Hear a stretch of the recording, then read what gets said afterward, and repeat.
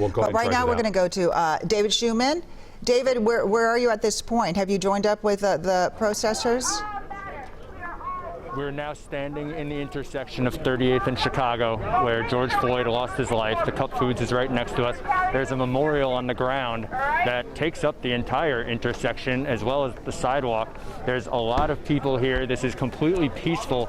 We have heard the people who are seemingly in charge say the world is watching us. They've said no smoking, no drinking, no dancing. They are emphatic about making sure this is peaceful, and this is very similar to what we saw with Jeff Wagner last night when he was here, that this appears to be like a sanctuary kind of space. But what we know, and maybe some of these protesters don't, is what happened when Jeff was there last night and officers showed up. This entire walk from US Bank Stadium down to 38th and Chicago, we haven't seen any law enforcement, and I don't know, there's a little bit of anticipation of what could happen, but as I reported earlier, a lot of these people are prepared to get arrested if that's what happens. We're here, they might be doing a moment of silence right now. There have been a few speakers making speeches.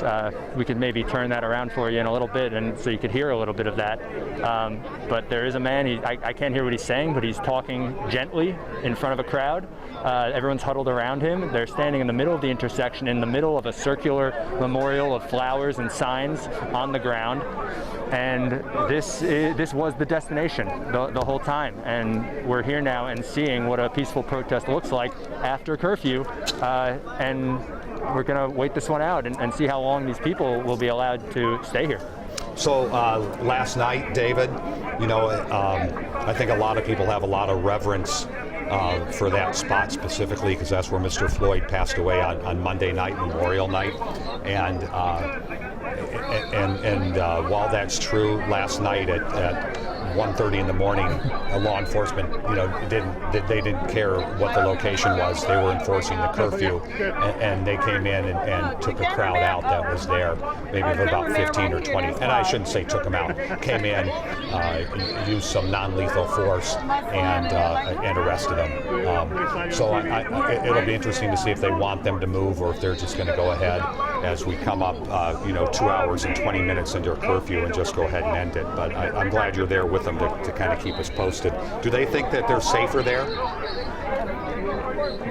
I think they definitely feel that they're safer here, and it's funny because all the cars too that were coming down Portland with us, I guess a lot of them pulled off into side streets to park and get out because they were part of this protest the whole time, and now they're here. There's people standing on top of bus stops. They're the little covers that you wait for the bus for. They're standing on top of that. We were here yesterday afternoon when it was peaceful. These people have gotten angry at the other people who aren't with them the same way in terms of the peacefulness. So we're kind of just wandering around, getting a sense. People are quiet. There's been a few loud chants, but mostly quiet and reflecting. Don't you think? A little bit exhausted. Frank and I were talking about this all week long, that people go there and they and actually Jeff Wagner had told us about that too, and that's why he was there last night, that people they go there, they're quiet, respectful, and then just sort of reflecting on things and then move on. That's what's definitely happening here now.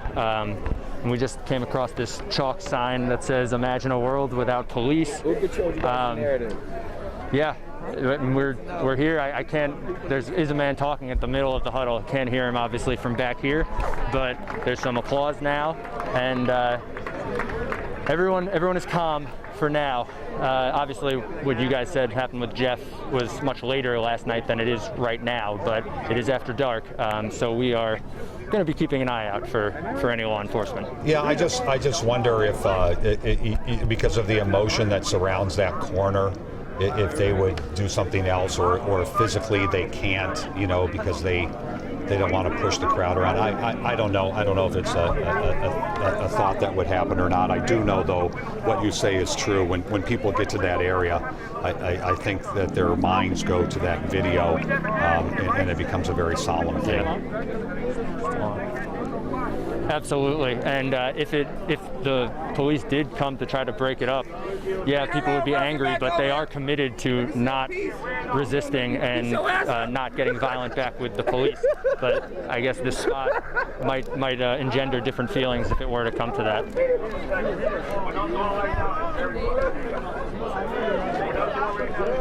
How many So we're just people kind are of there? wandering in the crowd now. Is it still a couple hundred? Well, oh yeah, definitely a couple hundred. I mean, this entire four-way intersection is packed shoulder to shoulder, and they're spilling out into all the streets as well. It doesn't look like anyone is approaching, though. This might be it. It's not like people are still joining. Of course, the thing is, everybody here is on a Facebook live stream or something, so the more people are going to see that this group is here, it's very possible that others will show up.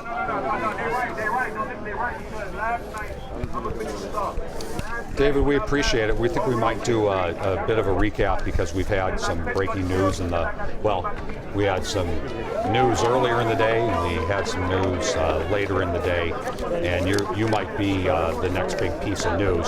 If something happens, let us know immediately and we'll come back to you. If not, we'll go ahead. Of course. And say again, please. in the meantime, we'll try to get one. Yeah, no, of course. And in the meantime, we'll try to get one of these speeches so you guys can hear it a little better. Yeah, I know there's a lot of people that'd be interested in hearing what's going on. We'll come back to you.